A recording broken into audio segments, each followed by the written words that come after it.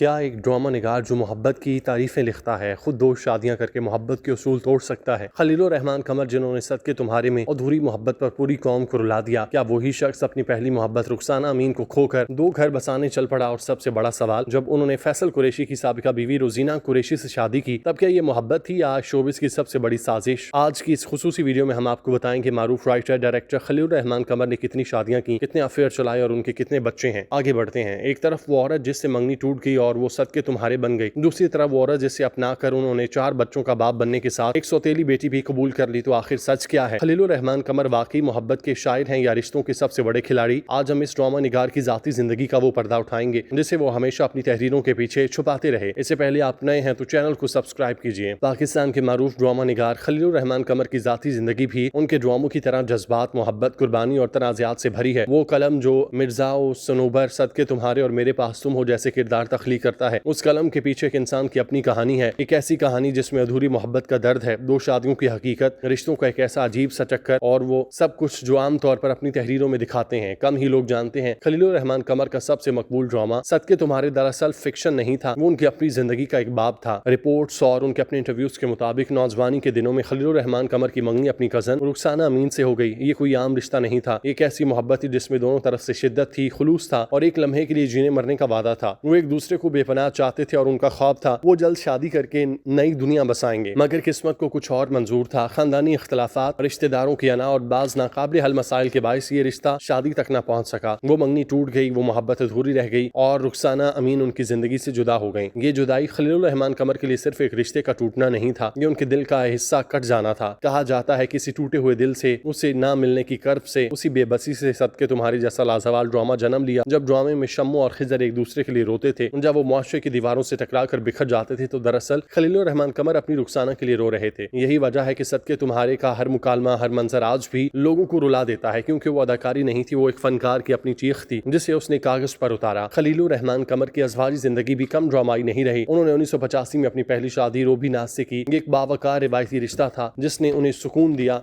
इस शादी से उनके एक बेटे और एक बेटी पैदा हुए, मगर वक्त के साथ जिंदगी ने करवट ली और खलीलुर रहमान कमर ने दूसरी शादी अदाकारा रोजीना कुरैशी से कर ली। यहाँ कहानी मजीद दिलचस्प हो जाती है क्योंकि रोजीना कुरैशी से कबल पाकिस्तान की मकबूल अदाकार फैसल कुरैशी की अहलिया रह चुकी थी। फैसल कुरैशी और रोजीना की एक बेटी अनीश कुरैशी भी है जो खलीलुर रहमान कमर की सौतेली बेटी कहलाती है। यूं शोबिज इंडस्ट्री की 3 बड़ी शख्सियात की जिंदगियां अनोखे रिश्ते में बन गईं। अहम बात यह कि जब खलीलुर रहमान कमर ने रोजीना कुरैशी से शादी की उस वक्त वो अपनी पहली बीवी रोबी नाज के साथ भी रिश्ते में थे, यानी उन्होंने एक वक्त में 2 घर बसाए। रोबीना कुरैशी से उनके 2 बच्चे हैं। उनका बेटा दुराब खलील, जिसे पहले आबी खान के नाम से जाना जाता था, अब पाकिस्तान ड्रामा इंडस्ट्री में कदम रख चुका और बतौर अदाकार अपनी शनाख्त बना रहा है। यूं खलीलुर रहमान कमर के कुल 4 बच्चे हैं, 2 पहली बीवी रोबी नाज से और 2 दूसरी बीवी रोजीना कुरैशी से, जबकि हनीश कुरैशी की सूरत में एक सौतेली बेटी भी है जो फैसल कुरैशी की औलाद है। ये रिश्तों की जंजीर देखकर लगता है जिसे खलीलुर रहमान कमर ने अपनी जिंदगी में वही मुश्किलात, उतार चढ़ाव रखे जो अपने ड्रामों में दिखाते हैं। जहाँ मोहब्बत है वहाँ शादी है, जहाँ शादी है वहाँ नए रिश्ते हैं और जहाँ नए रिश्ते हैं वहाँ माजी के साए भी मौजूद हैं। खलीलुर रहमान कमर की सबसे बड़ी खूबी ये कि उन्होंने कभी अपनी जाती जिंदगी के दर्द को कमजोरी नहीं बनने दिया, बल्कि उसे अपनी ताकत बनाया। उन्होंने अपनी अधूरी मोहब्बत को सदके तुम्हारे बना दिया, अपनी तन्हाई को मुकालमों में ढाल दिया, अपने तजुर्बात को किरदारों की रूह में मुंतकिल कर दिया। यही वजह है कि जब वो मोहब्बत लिखते तो लगता जैसे कोई अपने जख्म चीर कर दिखा रहा हो। जब वो औरत के किरदार लिखते तो उसमें एक गहराई होती, एक सच्चाई होती, क्योंकि वो जानते हैं कि मोहब्बत का दर्द क्या होता है। जब वो मर्द के किरदार लिखते तो उसमें आना, जिद और बेबसी सब कुछ नजर आता, क्योंकि वो खुद उससे गुजर चुके हैं। उनकी जिंदगी की तल्ख और खूबसूरत तजुर्बात ही उनके ड्रामों की कामयाबी का राज है। नाजरीन उनके ड्रामे इसलिए देखते हैं क्योंकि वहाँ उन्हें अपनी कहानी नजर आती है, वहाँ वो दर्द नजर आता है जो हर इंसान ने कभी ना कभी महसूस किया होता है। खलीलुर रहमान कमर ने साबित किया कि एक सच्चा फनकार अपनी जिंदगी को रोने में जाया नहीं करता, वो उसे अमर कर देता है। उनकी 2 शादियां, अधूरी मोहब्बत और बच्चे, रिश्ते, सब कुछ अब उनके फन का हिस्सा बन चुका। अब ये कहना मुश्किल है कि कहाँ खलीलुर रहमान कमर खत्म होते हैं और कहाँ उनका ड्रामा शुरू होता है, क्योंकि उनकी जिंदगी खुद एक खुला ड्रामा है और उनका ड्रामा उनकी जिंदगी का अक्स है।